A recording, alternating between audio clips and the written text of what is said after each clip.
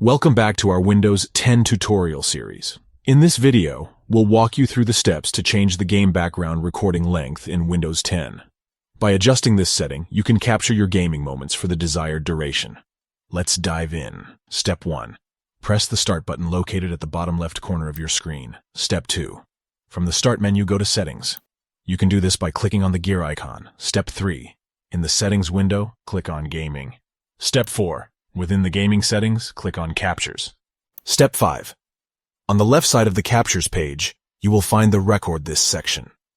From the drop-down menu under Record This, choose the desired length for your game background recordings. You can select options such as 30 seconds, 1 minute, 3 minutes, 5 minutes, or the maximum length available. That's it. You have successfully changed the game background recording length in Windows 10.